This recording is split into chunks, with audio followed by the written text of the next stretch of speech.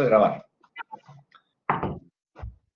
Bueno, lo que vamos a ver hoy es la arquitectura y el urbanismo renacentistas. Lo que tienen ahí es una frase de León Bautista Alberdi, ya hablamos de él. León Bautista Alberdi, recuerden que fue un arquitecto que escribió un libro que se llamó De Rea Edificatoria. En ese libro él expresó de alguna manera cómo debía hacerse la arquitectura para que se la considere una arquitectura clásica, una arquitectura renacentista. Lo que él habla en este pequeño párrafo es lo que él considera que tiene que tener un arquitecto para ser tal. La pueden leer tranquilamente, por eso les doy un tiempito para que la lean. No la leo yo porque sería redundante, leanla ustedes. Y creo que con esto él resume básicamente lo que él pretendía de que un arquitecto del Renacimiento sea, ¿no? Fíjense que habla sobre el método, habla sobre proyectar racionalmente, habla sobre las necesidades humanas, que tiene que cumplir o acomodarse las obras a las necesidades humanas, habla sobre el conocimiento y dominio de otras disciplinas más elevadas, más altas. Así debe ser un arquitecto. Y realmente lo considero una de las frases más acertadas porque creo que una de las grandes cualidades que debe tener un arquitecto, y eso no lo digo yo, eso lo dijo gracias a una charla que tuvimos hace mucho tiempo, Eduardo Sacristi, que fue un gran arquitecto argentino, tucumano, cuando le preguntaban cuál era el perfil de arquitecto que él quería para el país, digamos, él, cuando todo el mundo esperaba que hable sobre arquitectos, no sé, especialistas en hospitales, en escuelas, el único que miró tranquilo y dijo, el arquitecto que yo quiero para el país tendría que tener un perfil culto. O sea, con eso creo que resumió absolutamente todo lo que pensamos sobre los arquitectos. Y la verdad es que tiene razón, los arquitectos fundamentalmente debemos ser cultos. Bien, vamos a empezar con la primera de los ejemplos. Esta es una ciudad. Esta es la ciudad de Forcinda, construida por el Filarete, ya en el año 1465. ¿Qué es esta ciudad? En realidad esta ciudad no se construyó. Esto forma parte de lo que se llamó ciudades ideales. ¿Qué vendrían a ser las ciudades ideales? Eran proyectos de arquitectura de ciudades que de alguna manera, o mejor dicho, pensando racionalmente, solucionaban muchos problemas que ya venían de la época medieval y otros problemas que se sumaron en la época renacentista. Por ejemplo, ya les hablé que las ciudades medievales no eran sanas, eran ciudades bastante complicadas desde el punto de vista de la salubridad, no había cloaca, no había corriente, había muchas enfermedades por falta de asolamiento, por falta de limpieza de las calles, por una serie de factores que hacían a la higiene de la ciudad. Las ciudades no eran lugares muy fáciles de habitar. Lo que pensó Filarete es cómo puedo solucionar este problema de las ciudades que sean por lo menos sanas desde el punto de vista ambiental. Y él pensó en esta ciudad. Si ustedes se ponen a pensar en una ciudad que es una estrella, en donde en cada entrante, ahí voy a poner la manito, en cada entrante hay una puerta, que esta forma de embudo genera la posibilidad de que cualquiera sea la dirección que venga el viento, siempre ese viento, cualquiera sea la dirección, siempre el viento va a ingresar. Siempre el viento va a ingresar, por donde sea que venga. Si viene por acá, va a ingresar por acá. Si viene por acá, por ahí. Si viene por acá, por donde sea que el viento venga, el viento siempre va a ingresar en la ciudad. Eso es lo que él pretendía. Por empezar, que los vientos limpien la ciudad. Ellos sostenían de que las grandes enfermedades que ellos tenían se transmitían en forma aeróbica. En realidad, algunas sí, como la gripe, pero otras no son aeróbicas. Son enfermedades que tienen que ver con el cuerpo humano y su fisonomía.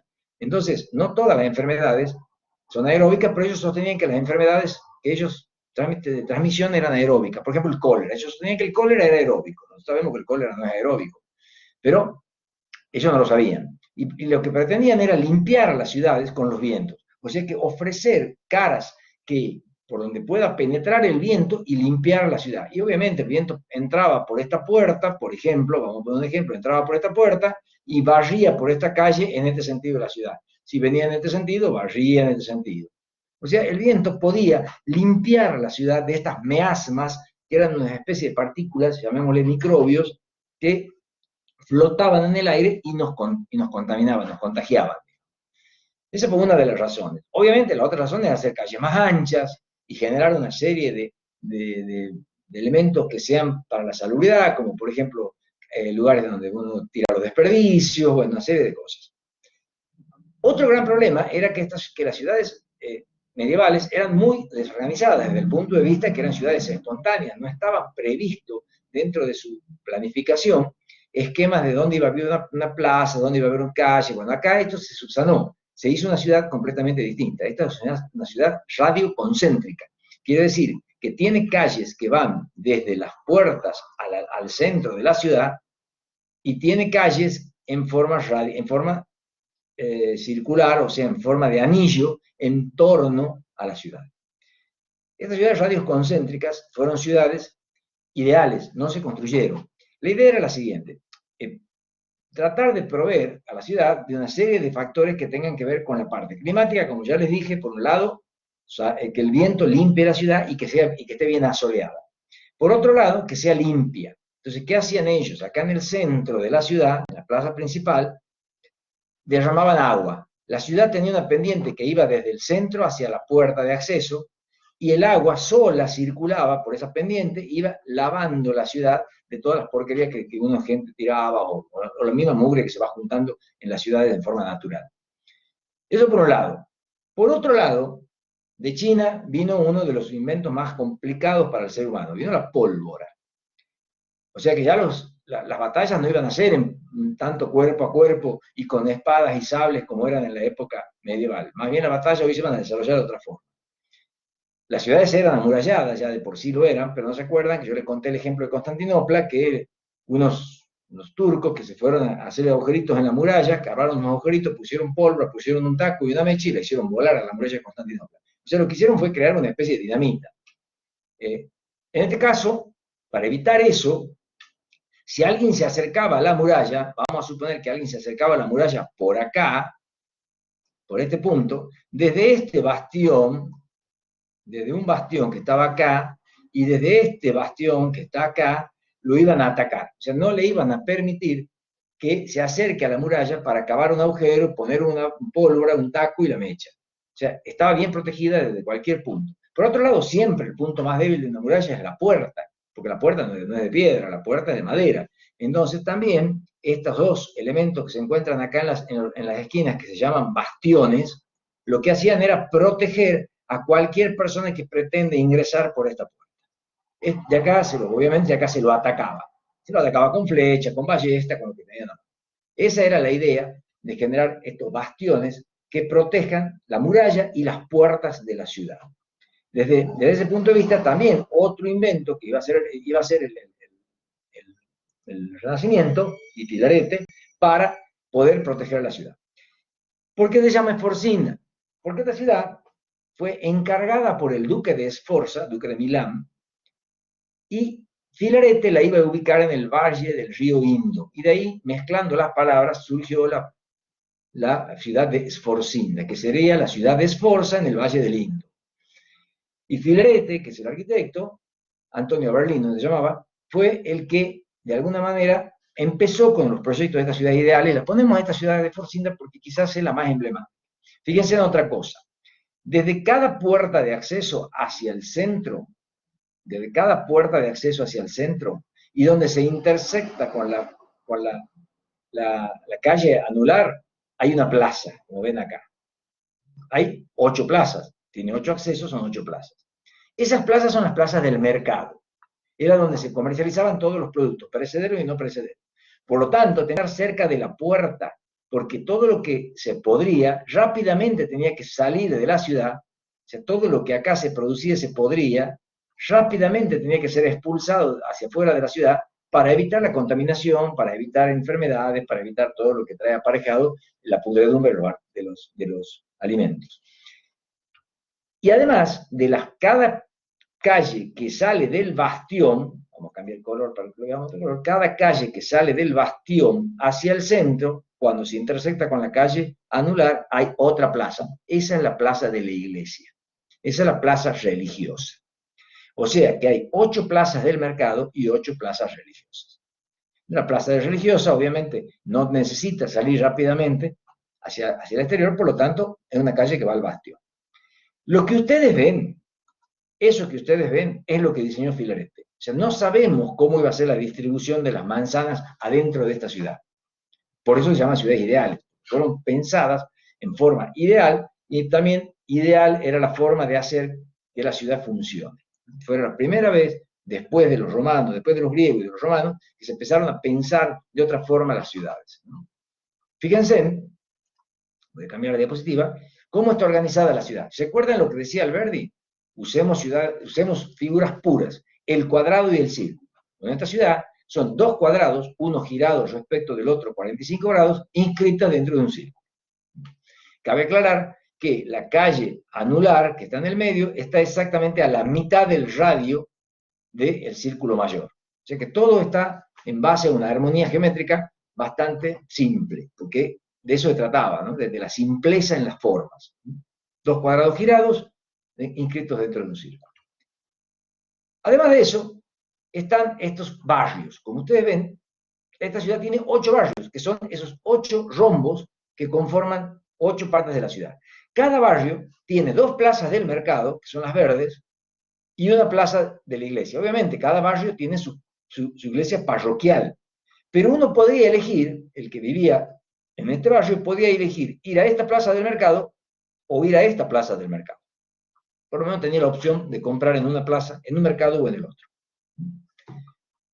Esta idea de barrios viene de la época también medieval, ¿no? ¿Se acuerdan cuando yo les decía que se hacían competencias barrio por barrio en la era medieval? Bueno, acá no se hacían las competencias, pero el barrio siguió existiendo. Eso fue lo que diseñó Filarete. Y no más que eso. Obviamente, después la ciudad iba a estar rodeada por un foso, a la vuelta del foso iba a haber agua, o nada, no era necesario que haya agua, tampoco había cocodrilo, esos inventos de Disney. En realidad había agua o nada, lo importante era que esté el foso, que les impedía, el foso es un impedimento en el momento del ataque, o sea, no quiere decir que va a ser un cocodrilo o una ballena, o perdón, una ballena, no, un tiburón a comer, no, nada que ver. Y acá tienen un montón de ciudades ideales diseñadas por distintos arquitectos. Fíjense, cuadradas, pentagonales, hexagonales, octogonales, como la que acabamos de ver, y así. Y fíjense la coincidencia, todos tienen una plaza central y las plazas en el perímetro, algunas del mercado y otras plazas religiosas. Todos tienen exactamente lo mismo. Y todas son figuras puras. Quiere decir que tienen todos los lados iguales. Aunque sea un pentágono, tiene 5 lados iguales. O sea, ciudades ideales va a haber montones, ninguna de estas se construyó, todas fueron ciudades pensadas, razonadas, proyectadas, pero ninguna llegó a construirse. Ninguna de estas, por lo menos en este periodo, no se construyó ninguna. Cambiando de tema, vamos a ver ahora las plazas. Adentro de la ciudad, las plazas. Yo les dije que en la Edad Media ya las plazas tenían una función. Bueno, acá no tanto, pero sí iba a ser necesario armar plazas en las ciudades ya construidas. Esta plaza que estamos viendo es la plaza de la Annunziata en Florencia. ¿Cómo fue la historia? Florencia era una ciudad que ya había crecido en la Edad Medieval y tenía muy pocos espacios públicos. Por lo tanto, había que buscar la forma de que se puedan abrir espacios públicos en la ciudad que no solamente sirven para la recreación, sino también para la aireación de la ciudad, para que la ciudad se ventile. Resulta de que en este espacio existía este edificio que está acá, que es el Hospital de los Inocentes. Se llama Hospital de los Inocentes porque es el hospital de niños, los niños son inocentes. Y este hospital tenía este fondo. En definitiva, perdón, el hospital está acá, perdón, el hospital está acá arriba y tenía este fondo. Lo que hicieron es expropiarle, llamémosle entre paréntesis, el fondo al Hospital de los Inocentes. O sea, el Hospital de los Inocentes está acá, este es el Hospital de los Inocentes. Lo que hicieron fue expropiarle el fondo al Hospital de los Inocentes y crear esta plaza. Se llamó la Plaza de la Anunciata porque acá, esto que ven acá, es la iglesia de la Santísima Anunciata. De ahí viene su nombre.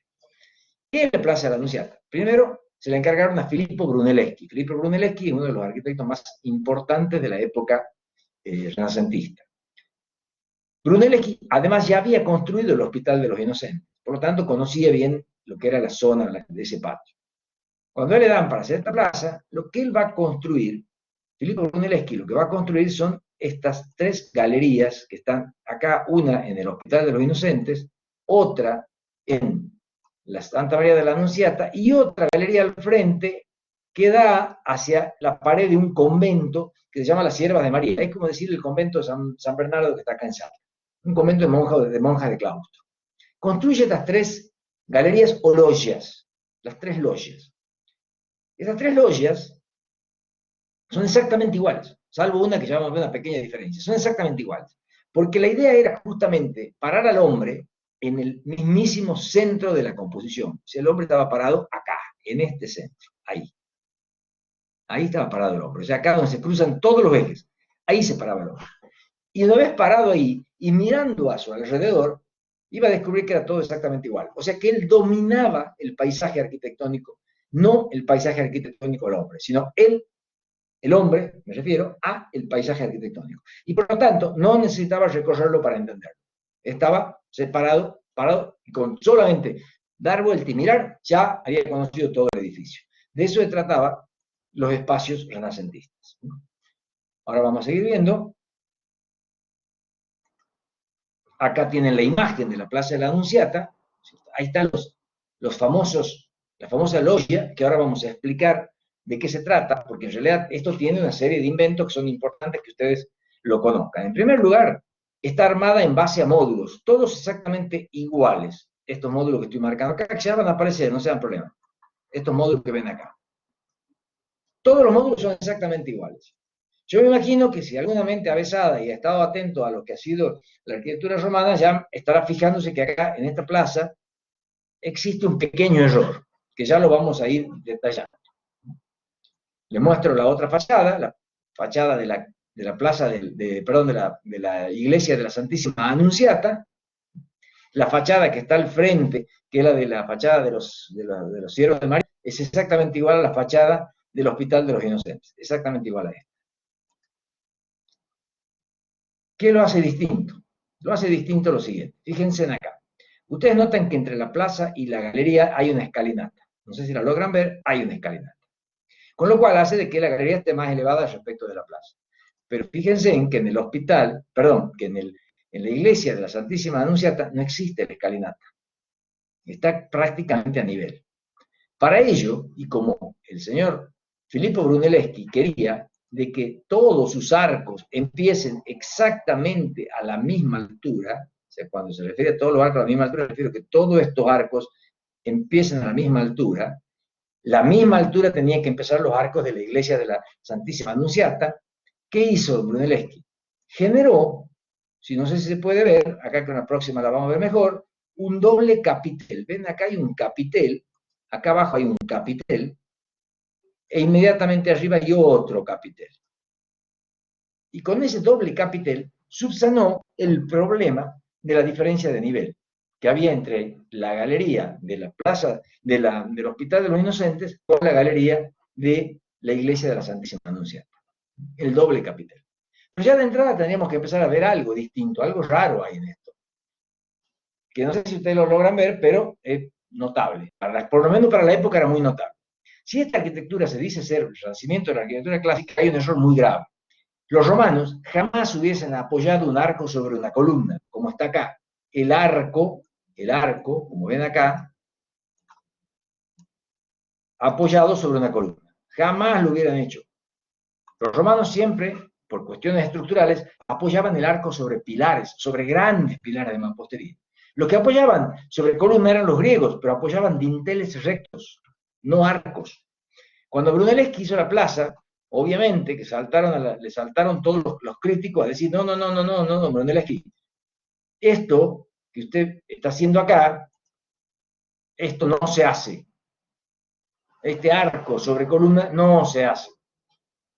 A lo que Brunelleschi contestó, no, perdonen, no es un arco, es un dintel curvo. Y si ustedes se fijan bien, el trabajo de molduras que tiene este dintel curvo, este arco, llamémosle, es el mismo trabajo que tienen los dinteles clásicos griegos, y no los arcos romanos. Con lo cual, digamos, zafó de la crítica tomando esa consideración. Estos son dinteles curvos sobre columnas. Ahora bien, fíjense acá, esta es la entrada de la parte de atrás del Hospital de los Inocentes y aparece trabajado, pintado el techo, precisamente justamente para jerarquizar que es el acceso. Pero fíjense en cómo es la cubierta. Son como bóvedas a las cuales yo le agarro, como si agarrar un pañuelo de las cuatro puntas y lo inflara. Son bóveditas en forma muy particular que se llaman bóvedas vaídas. Cada módulo tiene una bóveda. ¿Perdón?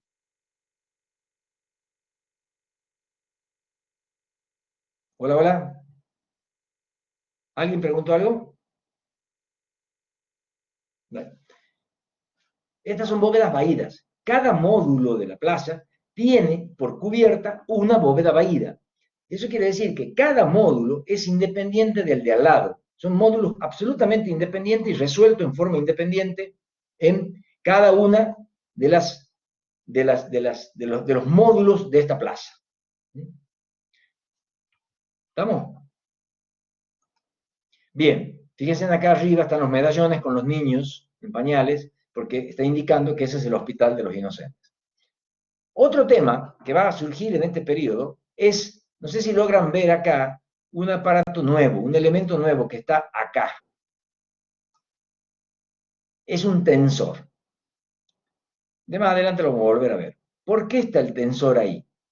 Porque si bien este arco, en la sucesión de arcos, voy a poner una foto, en la sucesión de arcos, estos arcos van anulando sus empujes unos con respecto a otros, porque el que empuja para la derecha tiene ese contrarresta con otro que empuja hacia la izquierda. Fíjense que al final hay un pilar, porque el último arco no tiene cómo contrarrestar el empuje, entonces acá hay un pilar para que contrarreste el empuje del último arco.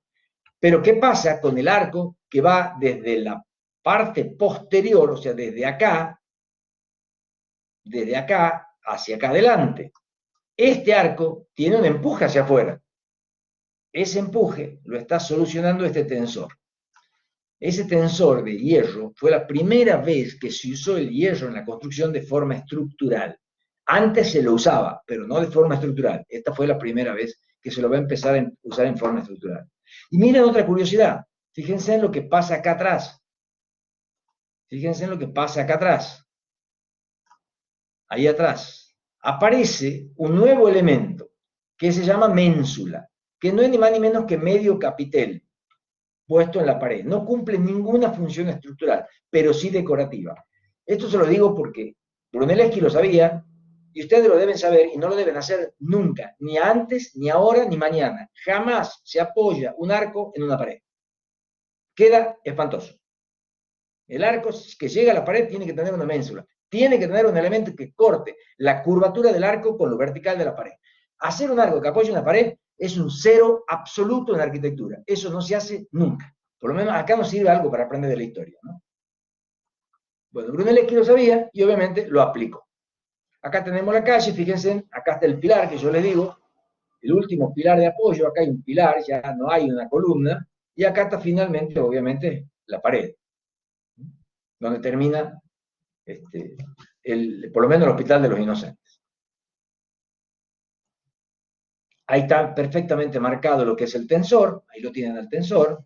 Acá está la ménsula perfectamente visible, que es medio capitel. Ahí están las bóvedas vaídas. Como verán, cada módulo tiene una bóveda vaída absolutamente independiente uno de otra. Es como una sumatoria de módulos. Ya lo vamos a ver en los módulos, no sea un problema. Ahí ya arriba, no sé si se logra ver, un chiquito, pues ahí marqué un módulo. Ahí está en planta, que es un cuadrado, y en vista son tres cuadrados. Un cuadrado que es lo que es la parte de la columnata, otro cuadrado que es medio cuadrado del arco y otro medio cuadrado es el techo, y otro cuadrado en la parte superior. Vuelvo para atrás, vamos a volver para mostrárselo en una vista. Ahí está. Acá tenemos un cuadrado es este es el primer cuadrado, el otro cuadrado es este, el segundo cuadrado, y el tercer cuadrado es este. ¿Se entiende? No estoy dibujando bastante mal la mano ahí está dibujando alguien bien, no sé quién. Ahí está. Perfecto, ahí están los cuadrados. Espera, vuelvan a hacer, pero borré los míos que estaban feos. Ahí está un cuadrado. Hay un segundo cuadrado y después un tercer cuadrado más arriba. ¿Estamos? Entonces la relación es 3 en 1. Quiere decir, un cuadrado en planta, 3 en altura. ¿Estamos? Bueno, borremos, pasemos.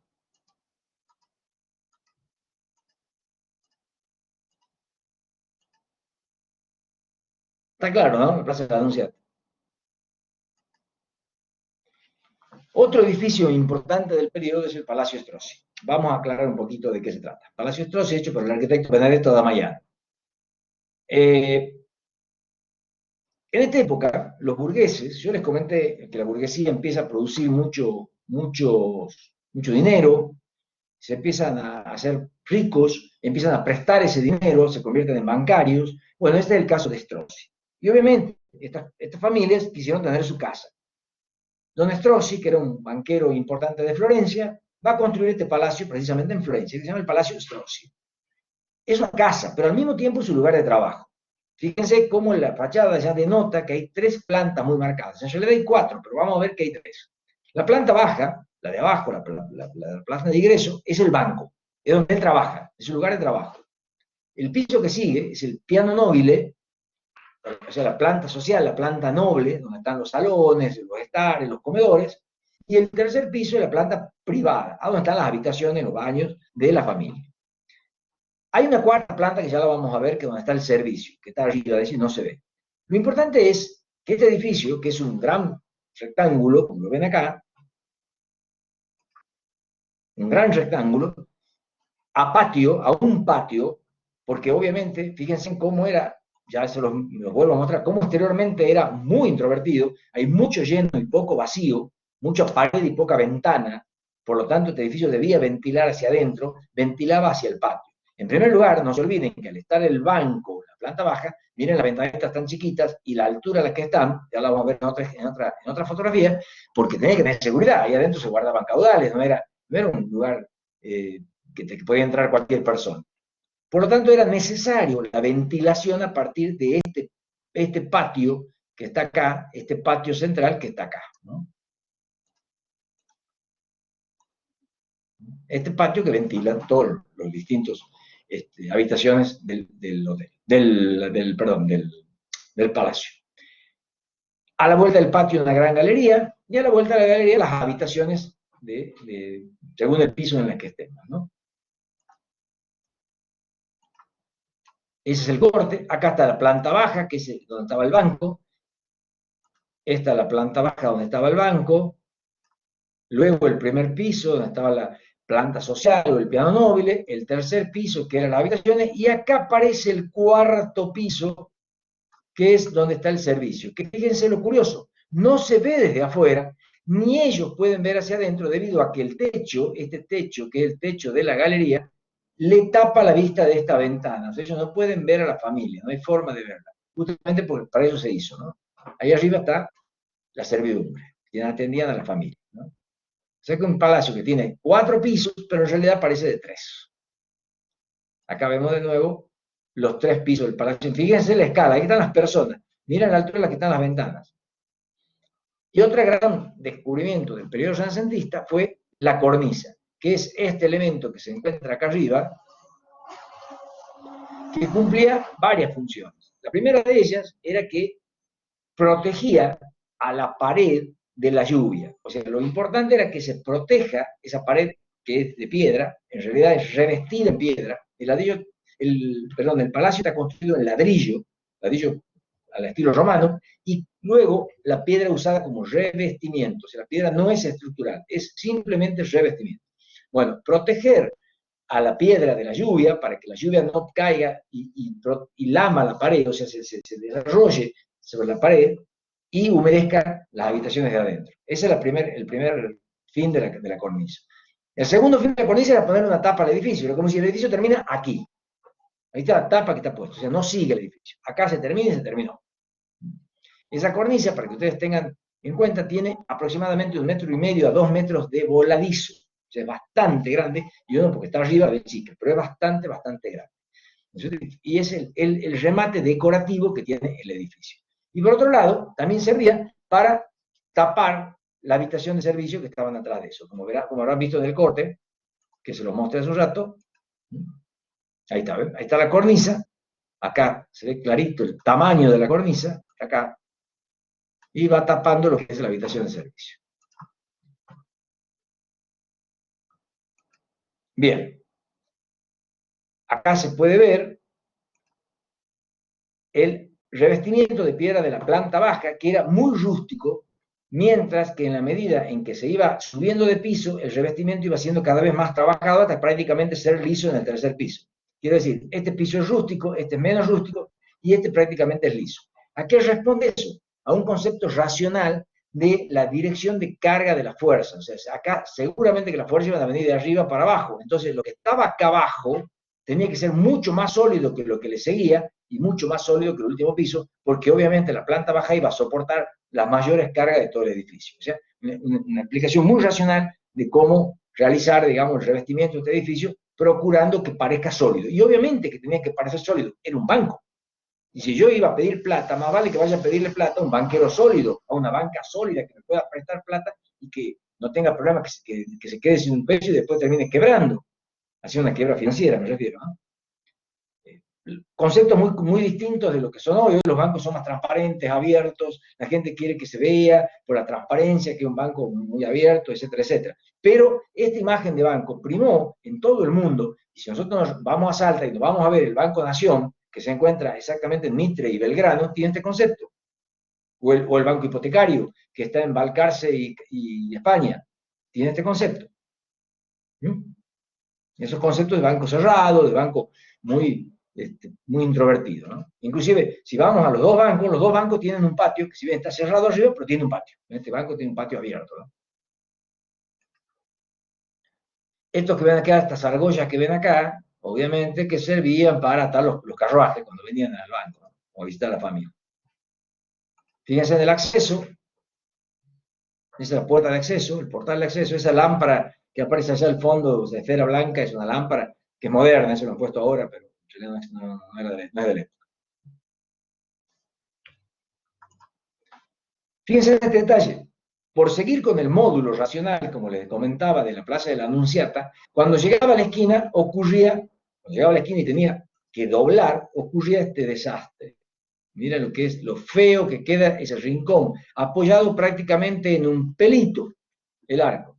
Obviamente, parece que se va a caer, no se va a caer, ya no se ha caído hasta ahora, no se va a caer más. Pero estéticamente no es lo mismo que este remate. Estéticamente ese remate es horrible. Ya van a ver cómo en la arquitectura del manierismo ese detalle queda solucionado, ¿no? Bueno, ellos no lo supieron solucionar, no pudieron, y les quedó ese detalle bastante pulero, bastante feo. Lo que estamos viendo acá es la galería de la planta baja y el patio, de lo que sería el banco. Mirando para arriba tengo la galería acá abajo tengo la galería del banco. Este piso que es el piano nobile, y acá arriba tengo la galería de las habitaciones principales. Y por sobre esto recién está la servidumbre, que la vamos a ver en la foto siguiente. Fíjense, ahí está la servidumbre. Ven acá arriba, esta es la galería de la parte privada y acá está la servidumbre. O sea, el que estaba acá arriba no podía ver hacia la parte privada, porque este techo que está acá, este techo se lo impedía.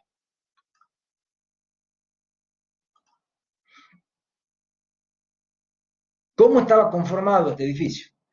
Vamos paso por paso. Lo primero que dibujaban era un cuadrado. Lo primero que dibujaban era un cuadrado. Ese cuadrado era este cuadrado que yo voy a dibujar en otro color. Este cuadrado, es el primer cuadrado. De ese cuadrado, tomando la mediana, o sea, la mediana significa dividirlo por la mitad, y tomando la diagonal de la mitad y rebatiéndola nos da lo que se conoce como rectángulo áureo. Grábenselo a fuego, porque el que no conoce el rectángulo áureo está inmediatamente aplazado. Rectángulo áureo, un rectángulo áureo. Ese rectángulo áureo es el que va a generar todo el edificio. Fíjense en los vértices A y B, que son los vértices superiores que se encuentran acá arriba. Acá está el vértice A y el vértice B. Y arma un segmento que en este caso de color verde. ¿Para qué?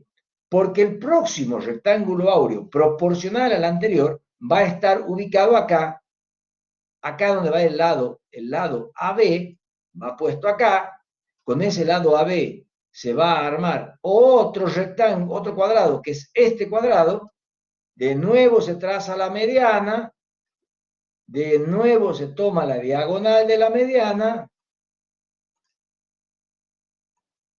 se rebate y genero otro rectángulo áureo más grande, pero proporcionado con respecto al anterior. ¿Vamos bien hasta ahí? Ahora voy a tomar el lado CD, que está acá arriba, el lado CD es el lado que está en celeste acá arriba, y con ese lado CD voy a construir el próximo rectángulo áureo, que es el más grande, siguiendo el mismo procedimiento de armar, de alguna manera, un cuadrado que está ubicado acá, de nuevo dividirlo por la mediana, de nuevo tomar la diagonal y finalmente rebatirlo y armar todo el edificio en base a 3 rectángulos áureos, proporcionados uno respecto del otro. ¿Quedó claro? Ahí tienen los 3 rectángulos áureos superpuestos uno encima de otro.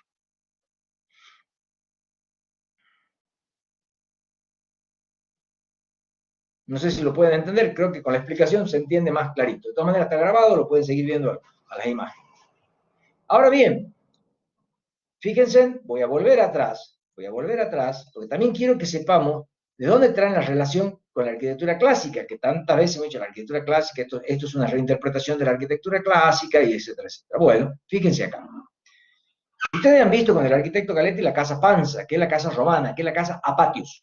La casa a patios romana era una casa que estaba con patios ubicados en forma, o digamos, siguiendo un eje horizontal. Primero el atrio, luego el peristilo. Siempre en función de un eje horizontal. Esto es lo mismo, pero en vez de ser a partir de un eje horizontal, se arma a partir de un eje vertical. Entonces, acá lo que tengo es, primer patio, que vendría a ser el atrio, sería este patio, el atrio, a donde el romano hacía negocios, y los otros patios vendrían a ser los peristilos de la casa romana. O sea, lo que hicieron es agarrar una casa romana y en vez de desarrollarla en forma horizontal, la fueron montando un patio encima del otro. Ahí está el antecedente más directo de lo que es la casa, digamos, perdón, el Palacio Strozzi en relación a la casa romana. Y además, la casa romana era introvertida, el Palacio Strozzi es introvertido. Está bien, las dos tienen introversiones referidas a distintas funciones o a distintos aspectos, pero son introvertidos los dos. Espero que les haya quedado claro el Palacio Strozzi, porque ahora vamos a pasar a la arquitectura religiosa, a ver un templo hecho por Donato Bramante en 1502 que se llama San Pietro in Montorio. Se llama San Pietro in Montorio porque acá este templo tiene una historia. Este lugar es donde supuestamente fue crucificado San Pedro. No sé si ustedes saben, creo que sí, me imagino que sí, que San Pedro fue crucificado cabeza abajo, no como Cristo. Él pidió, por no merecer ser crucificado como Cristo, por haberlo negado 3 veces, ser crucificado cabeza abajo. Bueno, supuestamente en este sitio conmemorativo, este templo, por eso se llama San Pedro en el Promontorio, significa San Pietro en Montorio, es un lugar simbólico que se fue construido por Bramante, a donde teóricamente, digo teóricamente porque no se sabe bien, estuvo clavada la cruz de la crucifixión de San Pedro. Es un templo que no sirve nada más que para la oración, no tiene otra para la conmemoración y oración, no sirve para otra función. De todas maneras, una de las cosas que no se hacía en este periodo era la misa todavía no existía, ya vamos a ver más adelante. Lo que ven acá abajo, esta planta que ven acá abajo en base a círculos, es el proyecto de Bramante. Lamentablemente no se hizo así. Este patio que ustedes ven acá, yo lo voy a marcar al patio para que ustedes lo vean, este patio rectangular que está acá, ya existía. Y dentro de ese patio le pidieron al señor Bramante que construya este templo. Él lo que pretendía era que luego de construir el templo, todo el patio siga la forma circular del templo, pero no pudo ser, y quedó el patio cuadrado y el templo circular en el medio. El templo, en planta, Está todo realizado en base a círculos, y en base a esos círculos se van armando los distintos espacios. El primero de todos es el espacio que corresponde a la escalinata, que es el de afuera. El segundo, la que corresponde al peristilo o a la galería de columnas. Y el tercero, lo que corresponde prácticamente a lo que es el templo en sí mismo o la cela, ¿no?, del edificio. En planta, perdón, en alzado, acá vemos, esta es la planta baja, esta es la planta baja, esta es la planta baja, y acá lo que ven acá abajo es la cripta donde en este punto fue donde colocaron la cruz, donde fue crucificado San Pedro, que solamente se puede observar cuando uno entra por la planta baja y mira por este agujero que está acá. Mirando por este agujero hacia abajo, puede observar el lugar de la crucifixión de San Pedro. O sea, teóricamente a la cripta no se puede acceder, todos pueden mirar desde arriba. Finalmente es un techo que está cubierto con una cúpula. En primer lugar, antes de la cúpula existe un elemento que se llama tambor, que es este que está acá, y finalmente la semiesfera de la cúpula. En vista, el templo es este. Fíjense que está armado en base a cuadrados. No sé si ustedes logran ver los cuadrados, pero acá están los cuadrados. Acá hay un cuadrado, otro cuadrado que se repite acá, y acá hay un medio cuadrado donde está la cúpula. No, me salió grande, pero ahí está el medio cuadrado. Cuando lo hizo Bramante, acá ven lo que yo les comentaba, el patio siguió siendo cuadrado, y fíjense en que el templo casi ocupa todo el patio. Bueno, esa era la idea. La idea era que el templo me domine a mí para que parezca más grande. Bueno, en realidad es un templo muy pequeño. Una de las grandes cosas que aparece en este periodo son justamente eso, el dominio de la naturaleza o el dominio del hombre por sobre todas las cosas y también el dominio de la arquitectura por sobre el resto, ¿no? Este templo, si yo vuelvo a la planta, fíjense lo curioso que tiene, que cuando yo me paro exactamente acá en el centro, si pudiera, miro el perímetro y es exactamente igual. Si yo lo recorro a la vuelta al templo, si yo inicio un recorrido y giro en torno al templo, me voy a dar cuenta que el templo es exactamente igual. O sea, no ofrece ninguna sorpresa. Por lo tanto, se dice justamente que es un templo absolutamente centralizado. Ubicado yo en el medio, domino absolutamente toda la arquitectura. Esto quiere decir que si yo me paro acá, si pudiera, porque acá hay un agujero, yo acá domino exactamente toda la arquitectura porque es exactamente igual por cualquier costado que se mire. Lo mismo pasa si recorro el exterior, es exactamente igual. Y acá tenemos el ejemplo, ¿eh? Es absolutamente igual. Una de las cosas que tenía la arquitectura del Renacimiento, que es el dominio de la naturaleza, recuerden que yo les decía que los templos tenían que estar siempre sobreelevados, ¿ven? Que está sobreelevado del suelo, como dominando la arquitectura. La altura domina, entonces al elevarlo al templo es como que domina, por lo menos el entorno inmediato a donde está instalado el templo. Esto que van a ver ahora es la cripta, eso es lo que está ahí abajo. Acá arriba están viendo el agujero por donde se puede ver a donde fue crucificado San Pedro, que es acá abajo. Esta cripta no se puede entrar, simplemente una cripta, podrán entrar algunas personas que están destinadas a la limpieza, etcétera, etcétera, pero digamos las personas no tienen acceso a eso. Miren lo que es la estructura de la forma. A ver, vamos a ir por partes, porque si no ustedes se van a complicar mucho. En primer lugar, lo que hay acá es un cuadrado. Es este cuadrado. El cuadrado más, vamos a cambiar el color porque si no, vamos a poner celeste. En primer lugar, hay un cuadrado mayor, que es este cuadrado. A ese cuadrado se lo tiene que dividir en dos, por las medianas. Cuando yo lo divido en dos, genero 4 cuadrados exactamente iguales. Este es uno de ellos y los otros 3 son los que dan la vuelta. Ese cuadrado también se lo divide por las medianas, también se lo divide por el medio. Al dividirlo por el medio, se va a obtener el cuadrado central, que es a donde se inscribe el círculo que va a formar la celda. En cada caso pasa lo mismo. En el cuadrado mayor inscribo un círculo, que es el edificio. En el cuadrado que sigue, que es el azul, inscribo un círculo, que es la galería períptera. Y en el cuadrado verde inscribo un círculo, que es la celda o la celda. Clarito, ¿no? Todo en base a cuadrados y círculos. ¿Se comprendió? Lo dejo un momento para que lo vean.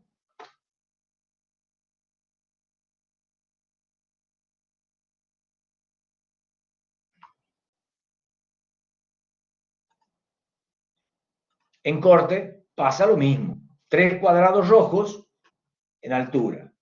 Y el cuadrado verde representa el cuadrado verde de la planta que yo les mostré. El cuadrado verde es el cuadrado de la planta que yo les mostré, está ahí adentro. De nuevo, la proporción es 3 en 1.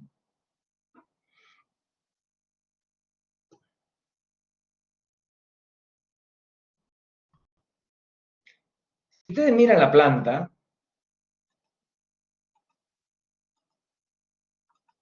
van a notar que hay como un altar. Este altar. En realidad es un altar para la oración, no es un altar para un acto litúrgico. Es solamente para la oración. Inmediatamente se ingresa por acá, se ingresa por acá y se ve el altar. Bien. Otro edificio, otra iglesia de este periodo es Santa María de la Consolación de Tode, también de Bramante. ¿Por qué ponemos este ejemplo? Fíjense lo que es la iglesia. Vuelvo con la idea de la centralidad. O sea, si yo me paro en el centro de esta iglesia, yo domino absolutamente todo el perímetro de la iglesia sin necesidad de moverme del centro. Con lo cual vuelvo con que este espacio es centralizado, es un espacio estático, es un espacio unitario, es único. ¿Por qué único? Porque no se lo puede subdividir. Porque si yo a este espacio le quito, por decirle, esta media esfera, este ábside, si yo le quito este ábside, lo tapo ese ábside, no me queda bien el espacio, me queda mal, me queda horrible. Entonces, es un espacio único que no se puede subdividir. Por eso es un espacio unitario, es un espacio centralizado y es un espacio estático. ¿Por qué estático? Porque no tengo que recorrerlo para entenderlo. Simplemente con pararme en el medio y mirar alrededor, ya lo comprendí. Ya está, es suficiente. Santa María de la Consolación de Todi, está en Todi, obviamente, Italia, es una obra de Bramante que, miren lo que es el corte, ¿ven? De nuevo. Y ahora yo veo ahí adentro, ya vamos a ver un poco la foto, pero miren, yo con solo ver el dibujo ya me doy cuenta que es absolutamente igual por donde la mire. No hay ninguna sorpresa en la decoración interna.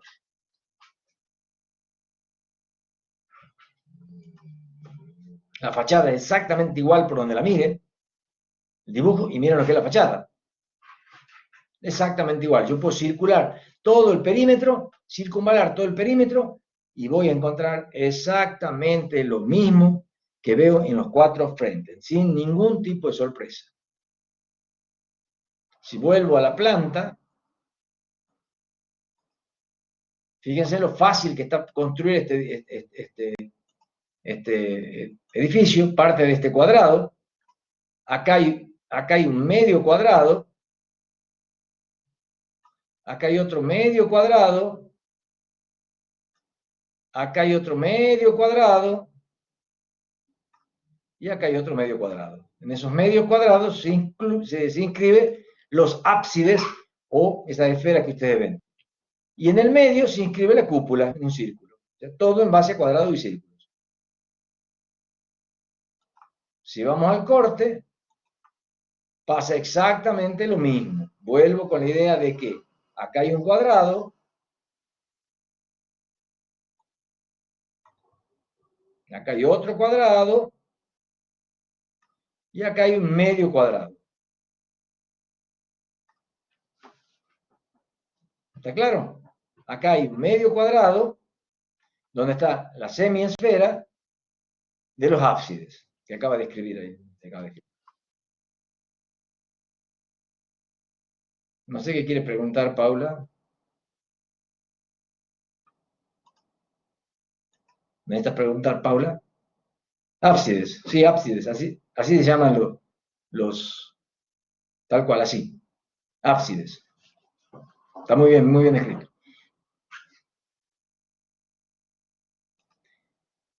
Bueno, ¿está claro esto?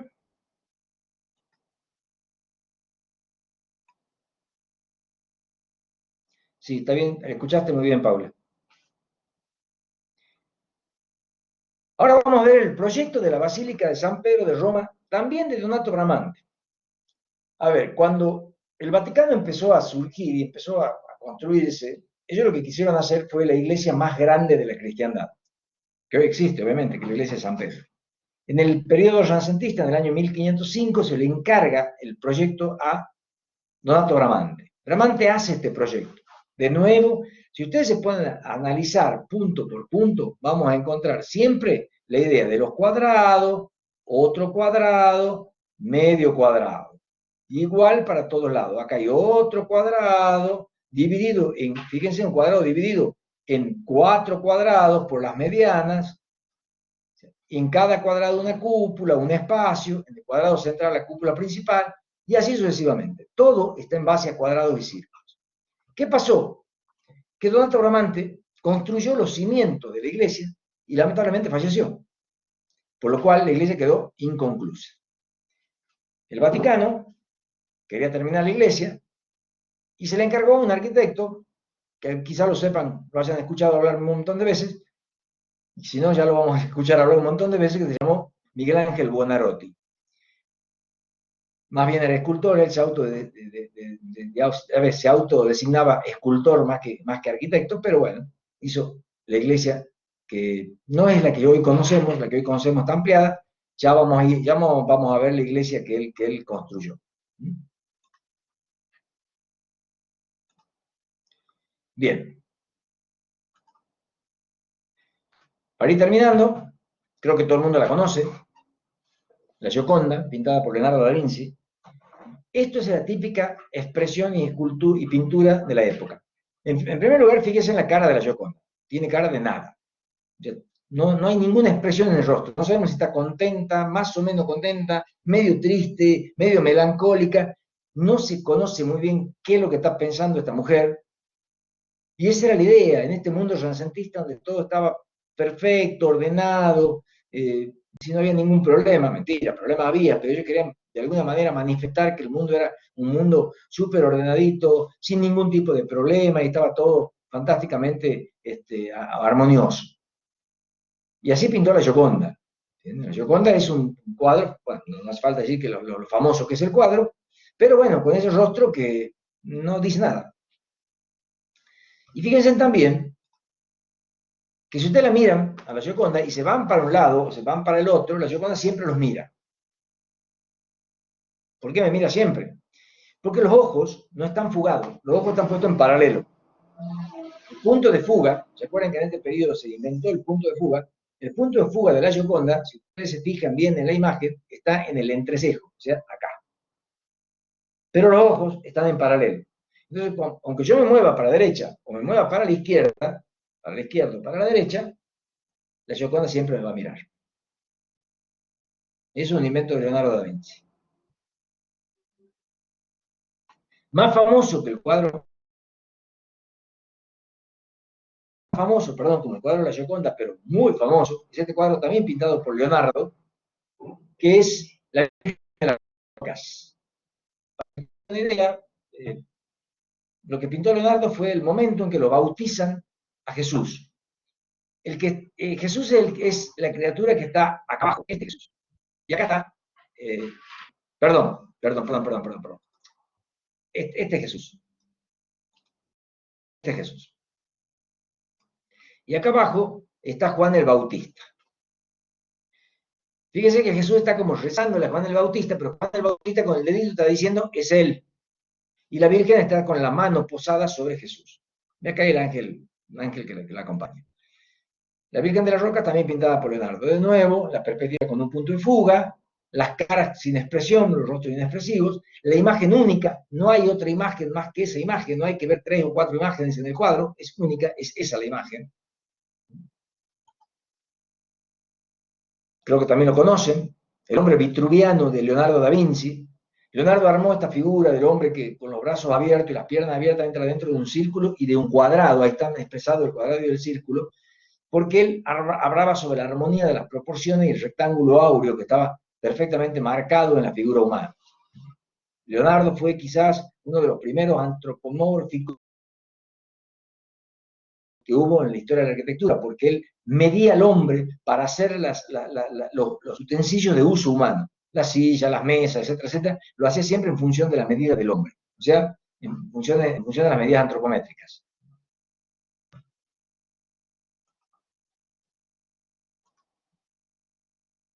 Y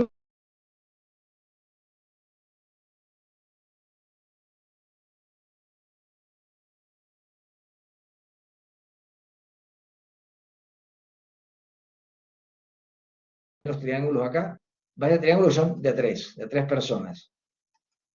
Inclusive el mismo Jesús es un triángulo. Están los 5 triángulos que conforman este cuadro. Un cuadro que se deterioró mucho porque es un fresco, en realidad está pintado sobre una pared. En ese momento no se conocían técnicas muy avesadas para pintar un fresco. Y bueno, el cuadro se fue deteriorando, hoy lo mantienen, lo restauran. Fíjense que acá abajo hay una puerta. No sé si notan que acá abajo hay una puerta porque está pintado en una pared, en un fresco. Bueno, el cuadro está medio deteriorado, pero se sigue manteniendo y lo siguen manteniendo gracias a los especialistas que están constantemente manteniendo el cuadro, ¿no?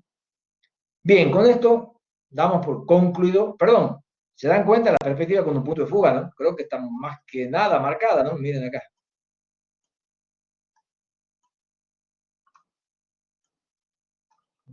Está clarita, ¿no? Bueno, con esto hemos dado eh, término al Renacimiento.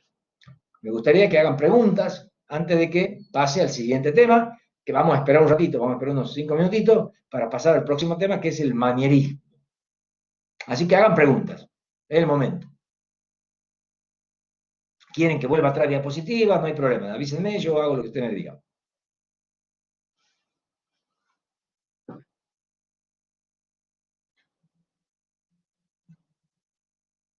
¿No?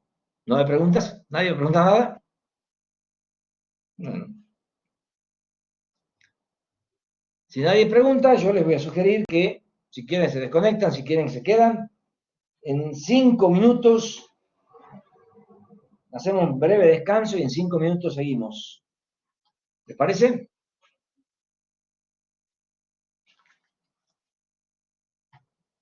Bueno, en 5 minutos nos volvemos a ver.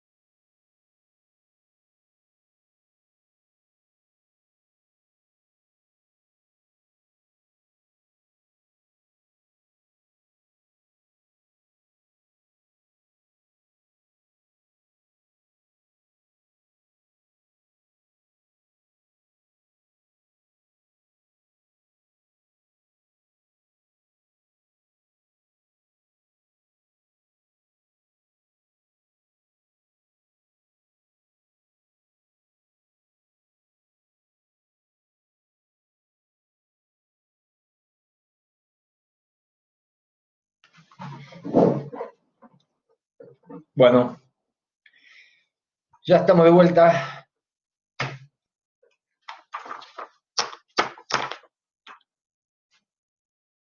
¿Estamos todos? Como para comenzar. Me fui a hacer un café porque estaba con la garganta al límite ya.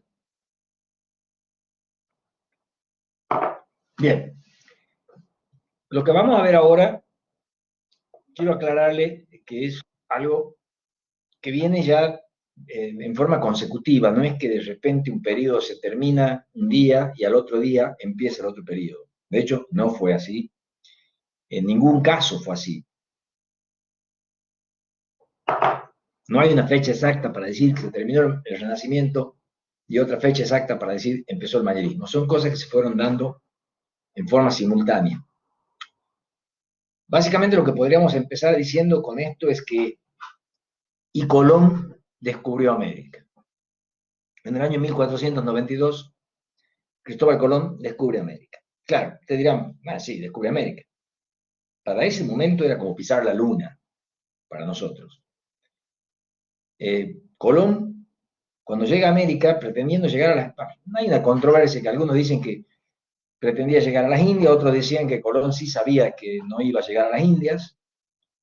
La idea era que si yo puedo ir caminando hacia el oeste, hacia el este, perdón, desde Europa, caminar hacia el este, viajar hacia el este y llegar a las Indias y doy la vuelta por mar, por el oeste, debería llegar al mismo punto. Claro, eso sí, tenemos en cuenta las distancias a las cuales ellos se encontraban, porque ¿se acuerdan cuando yo les conté de Aristóteles, que Aristóteles con un método muy simple, que es el método del bastón, y el efecto de la sombra solar descubrió la circunferencia terrestre, la calculó aproximadamente en sistema métrico en 40.000 kilómetros. Aristóteles no manejaba el sistema métrico, pero traduciéndolo de Aristóteles llegamos a la conclusión de que más o menos él estimó 40.000 kilómetros. La Tierra tiene 44.000 kilómetros de diámetro, o sea, no estuvo tan lejos Aristóteles. Pero ¿qué pasa? Que tiempo después, otro científico, Ptolomeo, lo corrigió a Aristóteles diciéndole que no, que la Tierra no tenía ese diámetro, de que la Tierra tenía 12.000 kilómetros de diámetro. Claro, entonces Colón pensaba, si yo hago 6.000 kilómetros hacia el este, y por el contrario hago 6.000 kilómetros hacia el oeste, tengo que llegar al mismo punto. 6.000 kilómetros para cada lado, si tiene 12.000, llego exactamente al mismo punto. Bueno, no fue así. Europa de América está exactamente a 12.000 kilómetros, que Ptolomeo pretendía decir que era el diámetro terrestre. Colón preparó un viaje para 6.000 kilómetros en el medio del mar de los Sargazos, que es un mar que hay en el Atlántico donde no corre una gota de viento, el barco no se movía, los marineros lo querían matar a Colón porque no llegaban en el tiempo que él pretendía llegar, se estaban acabando los alimentos, lo único que comían era pescado, lo que podían pescar. El pescado no tiene vitamina C, produce una enfermedad muy típica de las personas que no comen vitamina C, que se llama escorbuto, suena horrible, pero que se le pone la cara colorada, ustedes vieron los marinos que tienen la cara colorada, así parece que se quemó el sol, no es por la falta de vitamina C. Eso a la postre, pero, digamos, previene una serie de enfermedades. La vitamina C previene una forma de enfermedades y no tenerla, bueno, genera una serie de enfermedades. Bueno, Colón en las últimas semanas no salió de su bitácora, no salió de su habitación porque iban a matar, hasta que llegó a América y, oh sorpresa, encontró lo que no esperaba encontrar, que es seres humanos. Entonces, claro, de repente la Europa que estaba desarrollada y que pensaban que estaban solos en el mundo, se dieron cuenta que no estaban solos en el mundo. Ya no estaban solos. Había otras civilizaciones, había otras personas. Colón, cuando llegó a tierras de América, a Santo Domingo, pensó que era el paraíso, o sea, era una cosa muy, muy rara, la gente comía de lo que cosechaba de la naturaleza, de lo que pescaba, la vida era completamente distinta. Eso generó toda una serie de problemáticas, de conflictos sociales, conflictos desde el punto de vista de pensar, no estamos solos, no somos los únicos que estamos en este mundo. Por otro lado, obviamente, todo lo que ellos podían traer de América a Europa, no solamente el oro, que fueron a buscar después de mucho tiempo, sino trajeron alimentos, como por ejemplo la papa, el maíz, Todas esas cosas son alimentos nuestros, que los llevaron a Europa, y la papa, por ejemplo, salvó la hambruna de Europa durante mucho tiempo. Tubérculo muy fácil de cultivar. Hoy todo el mundo habla de las papas polacas, las papas polacas. Las papas polacas de polaca no tiene nada, la papa es americana. La llevaron de acá y bueno, si la plantaron en Polonia y se dio bien, me alegro, pero la papa es nuestra. Y así un montón de productos que se fueron llevando de América y que bueno, generó toda una serie de conflictos. También se llevaron y se trajeron enfermedades, porque si bien es cierto, dos civilizaciones que crecieron exactamente aisladas, bueno, ellos nos trajeron un montón de enfermedades y se llevaron de acá otras tantas, ¿no? Así que bueno, eso también fue conflictivo, ¿no? Pero bueno, ese fue el mundo en el que empezó a desarrollarse una teoría completamente distinta de la teoría humanista, donde ya no estamos solos, ya no somos el centro del universo, ya no es tan así. Por otro lado, la ciencia también evolucionó, y a pesar de que en un momento dado Galileo Galilei dijo que la Tierra se movía, decir, asegurar que la Tierra es redonda, ya Colón de alguna manera lo demostró. No fue el que lo demostró definitivamente, aunque les parezca mentira. El que definitivamente demostró que la Tierra es redonda, no sé si se acuerdan, si alguna vez lo escucharon nombrar seguramente en la escuela secundaria, a Magallanes Sebastián Elcano. Gracias a él, nuestro canal en el sur se llama Canal de Magallanes. Él circunvaló la Tierra, y cuando llegó después de un montón de tiempo, llegó al puerto y dijo, che, la Tierra es redonda, no tiene un vértice ni por donde lo mires tiene un vértice. Antes pensaba que era un plano, un planeta, digamos, plano, y que de repente uno navegaba hasta un punto, hasta un vértice y se caía a un precipicio, y chao, se moría. Bueno, don Magallanes y Sebastián Elcano, ¿por qué digo Magallanes y Sebastián Elcano? Porque Magallanes muere en la expedición, Sebastián Elcano la termina, y llegaron de nuevo al puerto y dijeron, che, vértice no hay, por ningún lado, es redonda, nos gusta o no. Como les decía, Galileo ya había dicho que se mueve, lo hicieron retractar, la Inquisición le hizo que se retracte, no era muy bien visto lo que él opinaba. Por suerte, los conceptos de Galileo los tomó Nicolás Copérnico, polaco, en Polonia no había Inquisición, se puso a estudiar, sí, obviamente, determinó que la Tierra no era el centro del universo como se pensaba en ese momento, sino era el Sol. Y pasó de ser una teoría geocéntrica a una teoría heliocéntrica. O sea, ya no somos el centro, estamos desplazados del centro, el centro del Sol. Y nosotros giramos en torno al Sol. Por lo tanto, no somos el centro de la creación, ya no somos tan importantes como se creía el hombre del Renacimiento. Eso generó toda una serie de conflictos desde el punto de vista social, desde el punto de vista económico. ¿Por qué? También económico, porque las potencias que tenían salida al Atlántico y podían comercializar productos de América, se empezaron a hacer ricas, mientras que las otras potencias empezaron a decrecer económicamente porque no podían comercializar con los productos que traían de América. Entonces, hubo una crisis social de pensarse que no somos el centro del universo, no somos los únicos, por otro lado, porque hay gente viviendo del otro lado del mar. Colón se trajo unos indígenas, después se discutió mucho tiempo si esos indígenas eran seres humanos, eran animales, si tenían alma o no tenían alma, fue una discusión bastante absurda. Y por otro lado venía una crisis económica tremenda, porque no estaba ya el comercio dirigido hacia Oriente, sino ahora hacia Occidente, hacia América. Entonces, hubo un cambio en el eje económico y las potencias como España, como Portugal, como Inglaterra, que tuvieron salida al Atlántico, se hicieron millonarias, ¿no? por este comercio que hicieron, ¿no? Entonces el ser humano entra en una crisis. No somos el centro, no somos tan importantes como nos creíamos. Encima hay un problema económico que ahora las cosas se ponen muy difíciles. Se empieza a reconocer que las personas que tienen poder eran las que tenían poder económico, eran las que tenían poder político. Entonces ya era más complicado, el dinero era un factor de poder, el que tenía más dinero tenía más poder. Las personas empezaron a valer por lo que tenían y no por ellos mismos, sino empezaban a valer por el dinero que tenían, por su pecunio. Eso se llamó la cosificación del hombre. El hombre era una cosa que producía, y si el hombre producía, y cuanto más producía era mejor, y si no producía no servía. Y bueno, y así transcurrió este mundo muy complicado, que fue el mundo del Quinquecento, del 1500, del siglo XVI, del manierismo. La palabra manierismo ya en sí mismo implica la manera de. Eso significa manierismo. Por eso cuando nosotros hablamos de arquitectura manierista tenemos que hablar de un arquitecto, a la manera de tal arquitecto. Ya lo vamos a ir viendo. Hay manierismo de Miguel Ángel, hay manierismo de Viñola, hay manierismo de Serlio, hay manierismo de Palladio. O sea, cada arquitecto tiene su manera de hacer arquitectura. Eso es manierismo, a la manera de.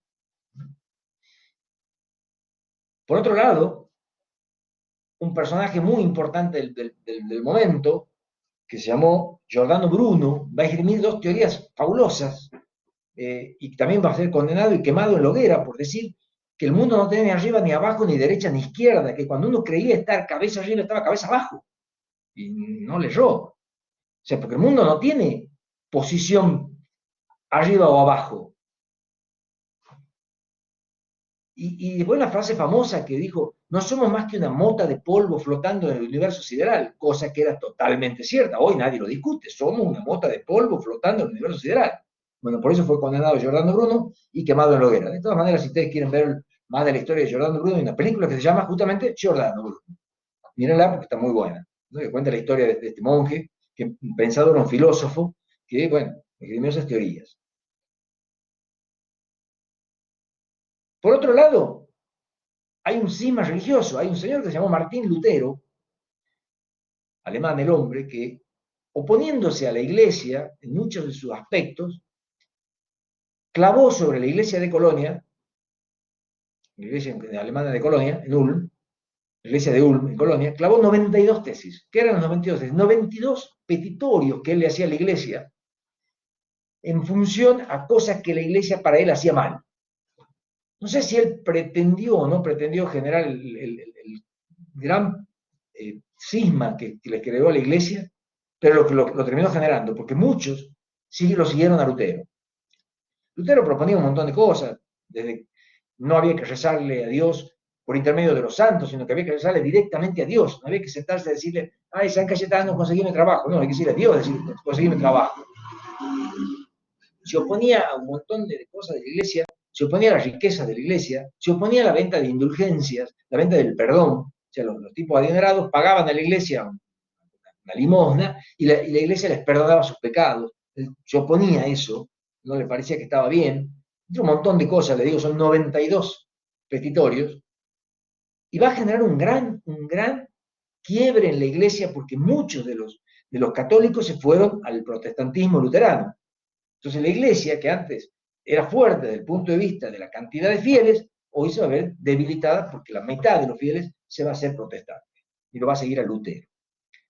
Eso se llamó la Reforma Protestante. 18 años después, la iglesia va a reaccionar ante la Reforma, va a hacer un concilio, que se lo hizo en la ciudad de Trento, por eso se llama el Concilio de Trento, en donde le va a refutar los petitorios a Lutero, diciéndole que sí había que rezarle a los santos para llegar a Dios, se llamó santos intercesores, o sea, si yo quería conseguir trabajo, le tengo que rezar a San Cayetano que me dé trabajo, para que San Cayetano vaya y le diga a Dios, che, a ver, dale trabajo a este hombre, pobre, no tiene, le demos algo de trabajo. Y así, cada santo cumple una función, hay que rezarle por determinadas razones, y ese santo es el que va a ir a hablarle a Dios, va a interceder entre Dios y nosotros, entre nosotros y Dios, para que Dios nos dé el favor, o nos dé, digamos, el favor de la súplica o del pedido que estemos haciendo. Entre otras grandes cosas que va a ser el Concilio de Trento, que ya vamos a ir viendo desde el punto de vista arquitectónico, porque esto es desde el punto de vista religioso. Va a surgir la misa, dada en latín, con el cura de espaldas, el cura no miraba hacia el público, sino que estaba de espaldas al público y la misa era en latín, lo cual va a tener una serie de conflictos que ya lo vamos a ir hablando, es cómo se van solucionando, porque a ver, ¿cuántos de ustedes saben latín? Yo no sé latín. Algunos que han ido al bachi deben saber latín, pero la mayoría de la gente no sabe latín, y en esa época menos sabían latín. Entonces, cuando la misa era en latín, y la gente era una partícipe necesaria, pero no entendía nada de lo que hablaba el cura. Ya vamos a ver cómo lo solucionaron. Todo tiene una explicación en el sistema.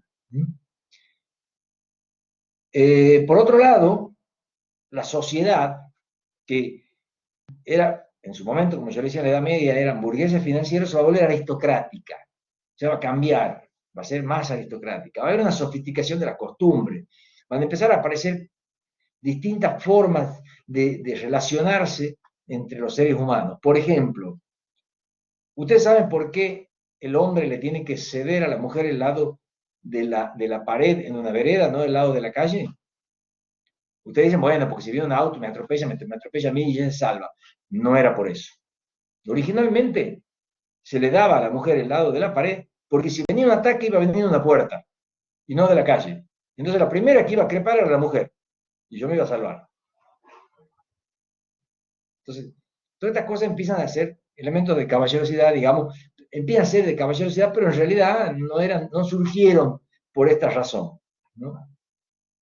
Tomar el vino, para los que toman vino blanco, a veces el vino blanco, bueno, hoy no, pero antes se tomaba en copa de color, en copa roja, cristal de Murano o en copa verde. Y uno dice, bueno, tomar el vino blanco en copa de color era una cosa muy fina. En realidad se tomaba en copa de color porque el vino era tan malo que era turbio. Y esa copa de color hacía que no se vea la turbiedad del vino blanco. Entonces, también había una serie de razones aristocráticas que respondían también a una necesidad de ocultar o de alguna manera justificar algún otro problema, ¿no? Pero bueno, se empiezan a sofisticar esas costumbres, el ser humano empieza a ser más sofisticados en relación a sus costumbres, ¿no? A todo esto, con todo esto que les estoy contando, va a surgir una nueva tendencia que es el antihumanismo. Si en el Renacimiento era el humanismo, acá va a surgir el antihumanismo. A ver, el antihumanismo no significa que yo voy en contra del ser humano, significa que el ser humano no va a ocupar un lugar de preponderancia en el mundo, ni en la arquitectura tampoco. Y por otro lado, una persona muy famosa que se llamó Nicolás Maquiavelo, que va a escribir un libro que se llama El Príncipe, que si pueden leanlo, no es muy largo y es fantástico. ¿Qué hace Maquiavelo? Maquiavelo lo único que hacía era contaba la historia de un político florentino, de Lorenzo de Medici, de Lorenzo el Magnífico, y él contaba la historia, redactaba, vamos a llamar la biografía de Lorenzo de Medici. Y él contaba cómo era Lorenzo de Medici, un buen padre, muy amoroso con sus hijas, muy cariñoso con su mujer, muy dado a la familia, pero cuando ocupaba la función pública era un despiadado, era un salvaje. Entonces él se preguntaba, ¿cuál hombre era el que valía? ¿Cuál era el carácter de hombre que valía? ¿El hombre familiar y dócil y amoroso y cariñoso? ¿O el hombre público y político que era un despiadado, una especie de déspota en sus decisiones? Y ahí nace lo que se llama la doble moral. Hay una moral pública y hay una moral familiar o privada. Surge esta dualidad. La dualidad es no poder pronunciarse por algo único. Yo no sé si es esto o es aquello. Y el hombre entra en ese concepto dual, en este concepto de que no puedo decir si está bien o está mal. Depende del punto de vista en que se mire. Yo puedo tener un punto de vista y ustedes otro. ¿Y cuál de los dos es válido? Cualquiera. El suyo y el mío es válido. Porque somos personas que obviamente si opinamos con algo es porque lo opinamos por alguna razón. Entonces empieza el concepto de doble dualidad, la doble moral. O sea, súmenle a esto, el heliocentrismo. El hombre descubre que el Sol es el centro del universo y no la Tierra. Gran problema. El antihumanismo, el hecho de que el hombre ya no ocupe el centro de la creación, sino se desplaza del centro de la creación. La dualidad, la doble moral. La reforma protestante, o sea, estamos viviendo en un mundo caótico, muy complicado para esta época. Y la arquitectura va a reflejar ese mundo caótico y complicado de alguna manera y ya lo vamos a ir viendo. Y así como surgió el antihumanismo, va a surgir el anticlasicismo. O sea, si el Renacimiento era clásico, el manierismo no es que es anticlásico, pero surge una tendencia anticlásica, pero también clásica. Entonces ustedes dirán, ¿pero cómo? ¿Es clásica o anticlásica? Es clásica y anticlásica, estamos hablando de dualidad. Hay dos puntos de vista, por un lado es clásica, pero el otro lado es anticlásica. ¿Y cómo es eso? Usa elementos clásicos, como la columna, el arco, el dintel, pero de manera anticlásica. Los ubica en la arquitectura de forma anticlásica. Entonces, ¿es clásica o anticlásica? Y depende. Si yo miro el elemento es clásico, si miro el conjunto es anticlásico. Pero depende del punto de vista. Entonces, de nuevo, empezamos con el tema de la dualidad. Empezamos con el tema de que depende del punto de vista de la persona que lo mire. Van a ser también un arte distinto. El arte ahora ya no es tan fácil de entender. Ustedes veían hace rato la Gioconda, la Virgen de las Rocas, la Última Cena, cuadros muy sencillos, cualquier mortal entiende ese cuadro. En el manierismo ya no. En el manierismo ya no van a ser fáciles de comprender los elementos escultóricos, como no va a ser fácil comprender la arquitectura. Si ustedes veían esta arquitectura que yo les mostraba en el Palacio Strozzi, en la Plaza de la Annunziata, en San Pietro in Montorio, en todas estas iglesias, era una arquitectura bastante sencilla, fácil de comprender. En el manierismo ya no. Ya necesito de una élite intelectual que me la explique. No es fácil de que yo me pare frente a una arquitectura y la comprenda de una sola mirada. Ya tengo que pensarla. Ya necesito de una persona que me explique cómo es esa arquitectura. O por lo menos que el arquitecto me la explique. Si no está el arquitecto, alguien que sepa de obra, que sepa de arquitectura para que me la explique. O sea que el arte se vuelve intelectual, de una élite intelectual.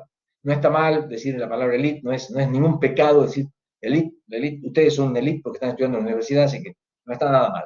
Pero el arte es una élite intelectual, ya no es un arte popular, ya el populacho ya no puede entender ese arte, menos la arquitectura manierista. Va a subir el concepto de obra abierta. El manierismo, el Renacimiento era una obra cerrada, obra única. Acá obra abierta. Acá significa que yo le puedo agregar o quitar elementos a la obra sin que la obra pierda su esencia. Lo vamos a ver, no se hagan problema. Pero se va entendiendo el concepto. Cambia el concepto del Renacimiento al manierismo. Va a surgir la perspectiva con dos puntos de fuga.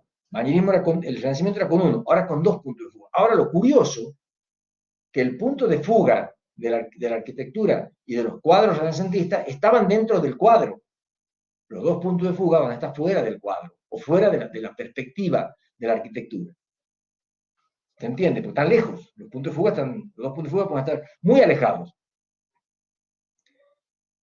Va a surgir otra figura, que ya la vamos a ver, que se llama la figura serpentinata, que es la torsión hecha a propósito de la figura humana o de cualquier figura que ellos quieran ubicar. O sea, un cuerpo esculpido humano no va a estar en una posición recta, sino todo girado.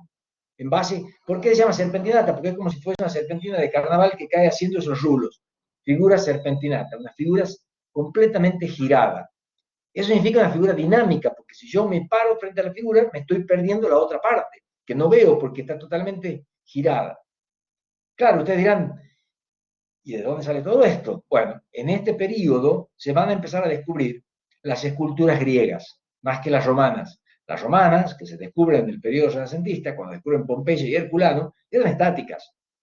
Las griegas no, las griegas eran dinámicas. Entonces empiezan a dar cuenta que la arquitectura clásica también es una arquitectura dinámica en base a las figuras, estas que se mueven.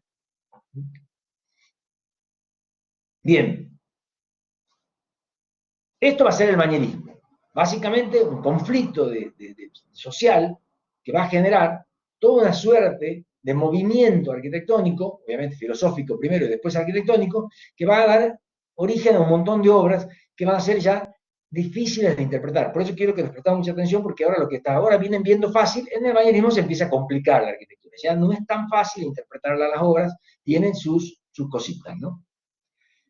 Con respecto a las ciudades, ustedes han visto Esforcinda, una ciudad que tiene un solo centro, ahí se termina.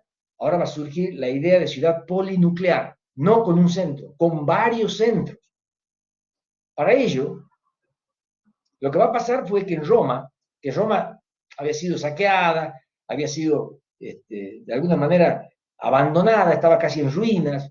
Roma en su apogeo tuvo 1,5 millones de habitantes, en este periodo va a tener 500.000, o sea, imagínense un tercio de la población, una ciudad grande para una cantidad de habitantes pequeña. Entonces un papa que se llamó Sixto V va a tener una idea, dice, bueno, a ver, restauremos y reflotemos Roma. ¿Y cómo hacemos eso? Hagamos un plan urbano, que fue el primer plan urbano concebido en una ciudad existente. ¿Se entiende, no? Primer plan urbano concebido en una ciudad existente como fue Roma. Justamente se llamó el plan de Sixto V. ¿Y en qué consistía? En unir puntos estratégicos de la ciudad con avenidas, obviamente demoliendo casas o lo que se encuentra en el camino. Entonces, de una plaza, ya la vamos a ver, pero lo voy contando, de la Plaza del Popolo, de la Plaza del Pueblo, que era más o menos, como decir, la puerta de entrada a Roma, hizo 3 avenidas. Una de ellas llegaba al Coliseo, la otra llegaba la Piazza Navona, y la otra llegaba a una iglesia que no me acuerdo, ya va a salir cuando veamos el plan. Y a su vez, unió esos tres puntos. Y ese plan se llamó plan de asteriscos, porque cada punto que unía salía una avenida para todos lados y parecía un asterisco. Como ustedes hacen un asterisco, bueno, de ese punto salía un montón de avenidas que unían otros puntos importantes de la ciudad. Y se llamó el plan de asteriscos de Sixto V. ¿Por qué polinuclear? Porque cada uno de esos elementos que él unía por avenida era un núcleo. Y así está concebida hoy Roma, como otras ciudades en el mundo. Porque después del plan de Sixto V vinieron otros planes, más osados también, como el plan de París de Haussmann o el plan de Londres de Nagy. O sea, hay un montón de planes posteriores. Pero este fue el primero que se animó a trabajar sobre una ciudad existente, demoliendo y construyendo nuevas avenidas, nuevas arterias que vinculaban distintos puntos importantes de la ciudad. El manierismo a su vez va a ser la primera arquitectura que se va a fijar en su entorno inmediato. Van a construir las obras, pero en relación al entorno. Hasta ahora yo no mencioné el entorno.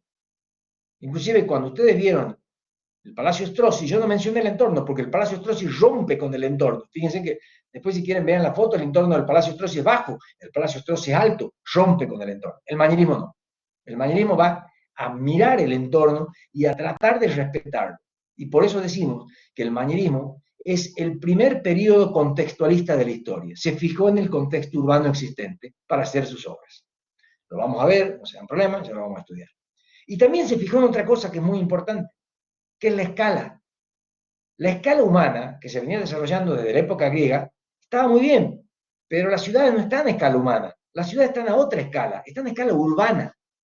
La ciudad tiene su escala. Que yo pueda hacer edificios a escala urbana está muy bien, y que dentro de ese edificio exista o preexista la escala humana está perfecto. Pero los edificios están a escala de la ciudad, tienen que estar a escala de la ciudad, tienen que estar a escala urbana. Depende de cada ciudad la escala del edificio. Es decir, si yo estoy hablando de una ciudad como puede ser Salta, donde la escala es más bien baja, los edificios serán bajos. Si estoy hablando de Nueva York, digo, los edificios serán altos, porque la escala lo impone, la ciudad lo impone en su tamaño. Entonces el manierismo va a descubrir la escala humana y la escala urbana, además del contextualismo, como elementos de trabajo adentro de las ciudades o de los edificios que van a conformar esas ciudades. Bien, no sé si comprenden lo que estoy diciendo, si han entendido lo que les estoy diciendo, si no, pueden preguntar y hagan preguntas, porque más o menos ese es el colorario, o el resumen, digamos, de lo que fue el medio cultural del manierismo del Quinquechén. Me van a faltar un montón de cosas que ya lo voy a ir diciendo en la medida en que vayamos avanzando con las imágenes, que va a ser la clase que viene, pero más o menos quiero que ustedes vayan viendo esto. Otro de los temas importantes que me acabo de acordar es la relación que existe entre el edificio y la ciudad. Para el manierismo, y eso quiero que ustedes reflexionen, la fachada de un edificio, les hago una pregunta yo, la fachada de un edificio, ¿a quién pertenece? ¿Al dueño de la propiedad o a la ciudad? Obviamente decimos, no, bueno, pertenece al dueño. No, pertenece a la ciudad. O sea, el dueño lo habrá pagado, pero la que sufre esa fachada es la ciudad, porque yo cuando paso por esa calle la veo todos los días a la fachada. Entonces, ojo, la fachada es de la ciudad, no del edificio. Entonces el manierismo empezó a sostener de que la fachada de un edificio era una pantalla que dividía el exterior del interior, y esa pantalla podía ser tratada de una manera distinta a lo que pasaba dentro, porque era una pantalla propiamente dicha. Y esa pantalla podía ser muy decorada y con todos los trabajos contextuales del entorno inmediato, pero no debía necesariamente representar lo que había dentro. O sea, esa era la relación entre edificio y ciudad que buscaba el manierismo. Bueno, todas estas cosas vamos a ir viéndolo, ahora lo vamos a ir viendo en arquitectura cuando entremos en los ejemplos, pero más o menos lo que yo quería que ustedes vean. Y cuando hablemos sobre la escala urbana, vamos a entender que van a crear un nuevo orden de columna que se llama el orden gigante, que es un orden clásico, pero el doble de altura, el doble de tamaño, porque ese orden está a escala urbana, no a escala humana. Vamos a ver también eso. Esas son las relaciones entre la arquitectura, la ciudad y la arquitectura con su entorno. Bien. Vamos a cambiar los espacios, del espacio estático al espacio dinámico. Acá se va a empezar a vislumbrar en base a todos los descubrimientos que van a hacer los científicos, que el mundo es infinito, o sea, el universo es infinito, o hay una idea de llevarlo al infinito, pero no se animan. Entonces, sí, el mundo se mueve, pero tiene un límite, al final tiene un límite. En algún momento, ya hablamos de Calvin, en algún momento va a tener un límite, ¿no? El universo. Entonces, el espacio va a ser dinámico, no va a ser estático como el Renacimiento, pero va a ser finito, va a tener un límite, va a tener un final. Me pregunta sobre el calvinismo. Bueno, el calvinismo fue otro movimiento que se dio en Ginebra, en Suiza. Sí, bueno, tenía algo que ver, pero más que nada el que más pegó en la iglesia fue el protestantismo de Lutero, ¿no? Porque eso generó un cisma, o sea, tuvieron que hacer una contrarreforma o reforma o un concilio de Trento para contestar a Lutero, que generó un conflicto muy serio, ¿no? Calvino fue otro gran pensador, filósofo y religioso, que más, bueno, era más complicado quizás que Lutero, porque Calvino proponía directamente un régimen casi militar dentro de las ciudades, ¿no? Que bueno, Lutero no era tan así. ¿Alguna otra pregunta? Dejo siempre un espacio de 10 minutos, 15, para que pregunten, porque creo que es importante que ustedes pregunten.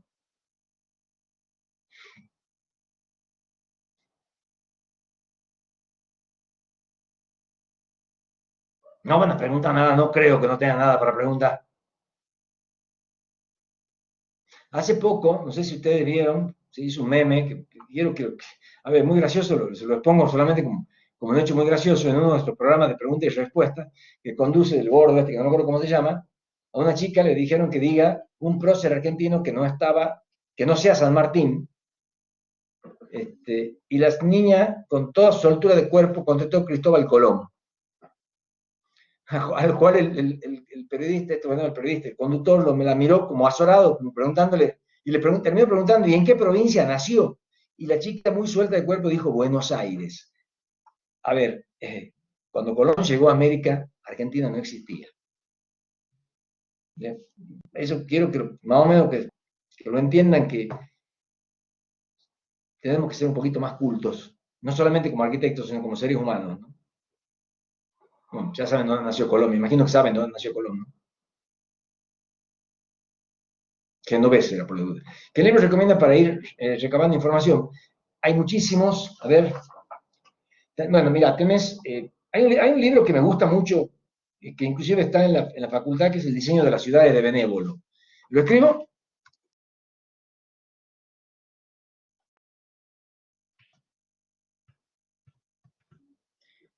Uy,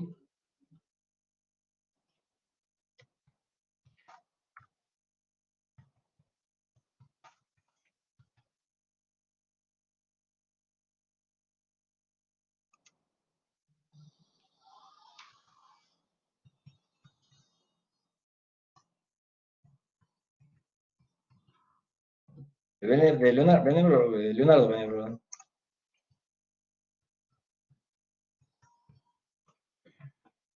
El autor está abajo, Benévolo. Después hay muchos libros, me gusta mucho también un libro de Guillaume que se llama Espacio, Tiempo y Arquitectura, está muy bueno.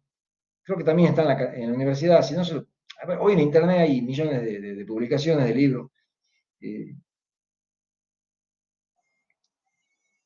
la escribo.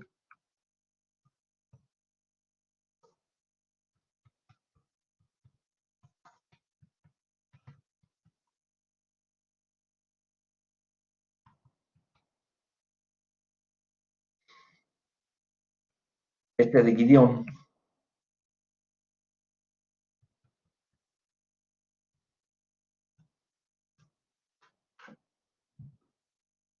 Hay varios, hay muchísimos libros que están muy buenos, sobre el manierismo. Hay de todo. Hay un libro también que se llama, a ver, me voy a acordar, es de Summerson el libro. A ver, dame un segundito lo voy a buscar porque lo tengo.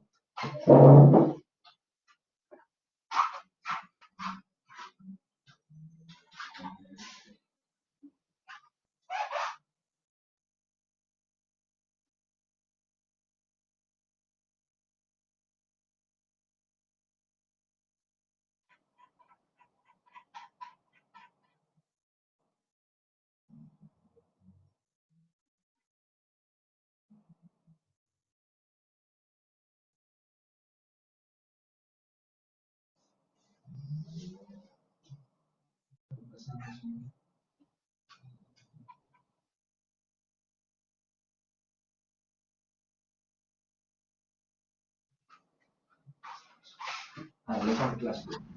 El lenguaje clásico de la Sí, arquitectura. exactamente, sí, gracias. El lenguaje clásico de la arquitectura de Summerson. Sí, gracias, gracias. Escribile, Fernanda, el lenguaje clásico de la arquitectura de Summerson, sí, no me acordaba. Lo fui a buscar. Ahí está el link del Benévolo, ¿ves? Mira, está todo, el Benévolo está todo. Gracias, Anastasia. Eh, bueno, esos son muchos libros y el lenguaje clásico de la arquitectura de Summerson es.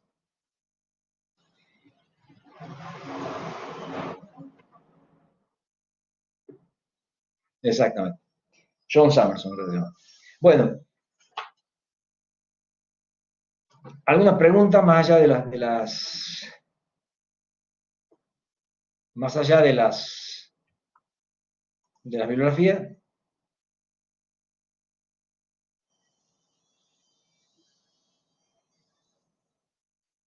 No me digan que no tiene nada que preguntar. Bueno, me alegro. En la clase que viene vamos a ver la teoría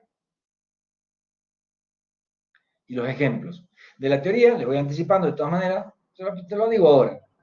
En este periodo va a surgir, con la escala puede explicar bien, sí, la escala te la voy a explicar, se la voy a explicar bien con la arquitectura, la escala, mejor, porque es más fácil explicarla gráficamente. Con el tema de las academias quería explicarles algo. Las academias surgen en este periodo como una necesidad. Vamos a aclarar un tema. Si yo quería aprender a ser arquitecto o aprender a ser escultor, yo me iba y digamos, me anotaba en el taller de un arquitecto o el taller de un pintor. El taller significa en el estudio de esa persona. Y él me tomaba como discípulo. Claro, ¿qué pasaba? Que un arquitecto no podía tomar infinidad de discípulos. Tenía un límite. Y el pintor lo mismo, y el escultor también.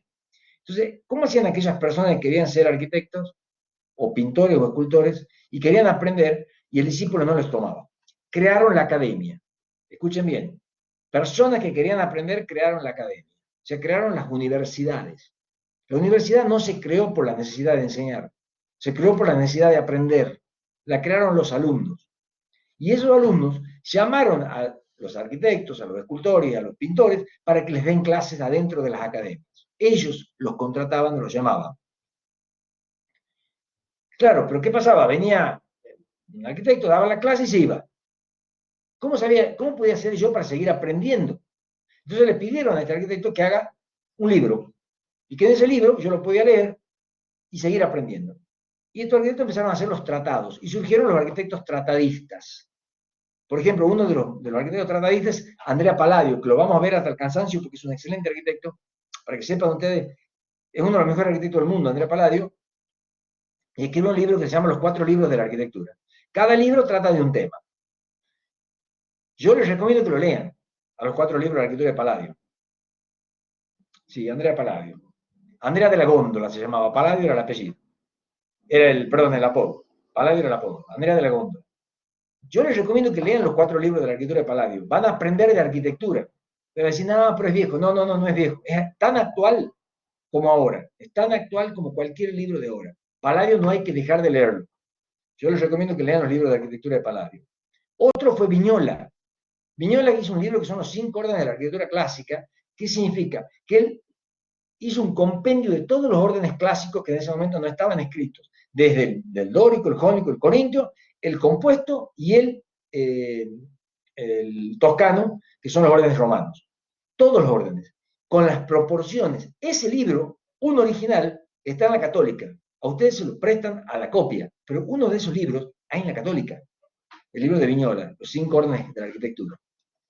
Ahí está cómo se hace una columna dórica, una columna jónica, una corintia, una compuesta y una toscana, con proporciones, no con medida, con proporciones. ¿De dónde salen las proporciones? ¿Saben? ¿Se acuerdan de dónde salen las proporciones de las columnas clásicas, no? No, no puedo creer que no sepan. Sí, del hombre, correcto, del hombre, perfecto, perfecto, del hombre. Con proporciones que salen del hombre, de las medidas antropométricas. Bueno, esos también son importantes que lo veamos, que son las academias, pero quiero que entiendan el concepto. Las academias surgen con personas que quieren aprender, no con personas que quieren enseñar. Es al revés el concepto. El concepto de la universidad es al revés. Ustedes quieren aprender, no nosotros enseñar. También está Serlio, otro gran pensador. Serlio es otro gran pensador. Los 5 órdenes de la arquitectura de Viñola.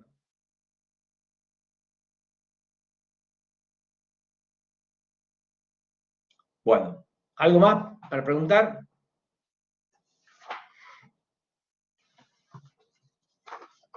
En la próxima clase vamos a ver entonces la arquitectura, el urbanismo y la arquitectura manierista. Nos vamos a cansar de ver los Palladios, de ver los Miguel Ángel, de ver, qué sé yo, a ver, ¿a quién más? A Viñola. Vamos a ver varios.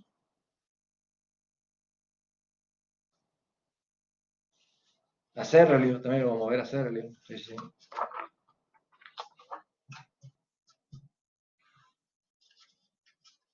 Bueno, si no tienen preguntas, chicos, nos estaremos viendo el día miércoles que viene, si Dios quiere, a la misma hora, por el mismo canal, para dar esta clase de arquitectura, de urbanismo y arquitectura manierista. Ya les pongo el link, la semana que viene les pongo el link. Meta, Cristian, nos vemos, después hablamos, Cristian. En la próxima clase seguimos con Barroco, ¿eh?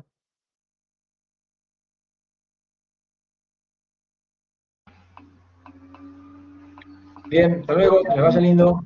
Chau, chau. Chao, chao. Chao, chao, nos vemos. Hasta la próxima. Chao, nos vemos. Chao, Anastasia.